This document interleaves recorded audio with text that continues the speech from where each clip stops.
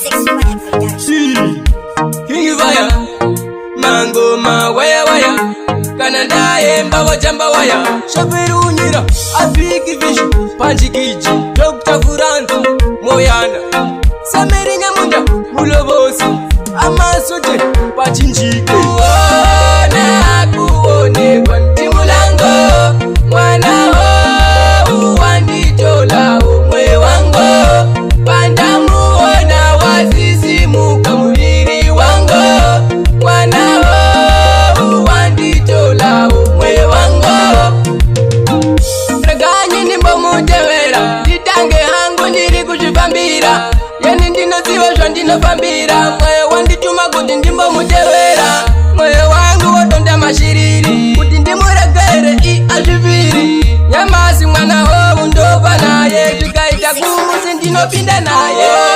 Ona kuonekwa Timulango, mwana ho wanditola umwe wango, pandamuona wazizimuka muliri wango, mwana ho wanditola umwe wango.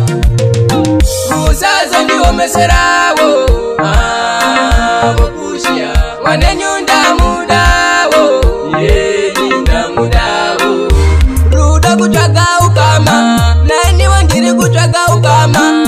Musaza ndiwomeserawo, yani ndiri mukwambo wenyu. Ona kuonekwa Timulango, mwana ho wanditola umwe wango, pandamuona wazizimuka muliri wango, mwana ho wanditola umwe wango.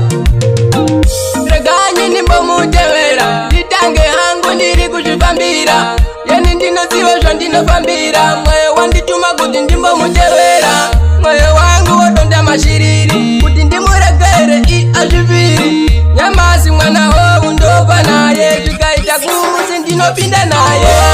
Ona kuonekwa Timulango, mwana ho wanditola umwe wango, pandamuona wazizimuka muliri wango, mwana ho wanditola umwe wango.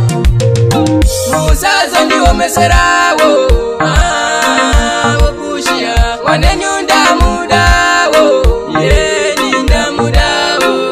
Tosiye mashikiri padala chive, Filipi Ngwenya wazvakanaka pachenani, ampona nguvasha makunda, Simoni Muyocha. Ona kuonekwa Timulango, mwana ho wanditola umwe wango, pandamuona wazizimuka muliri wango, mwana ho wanditola umwe wango.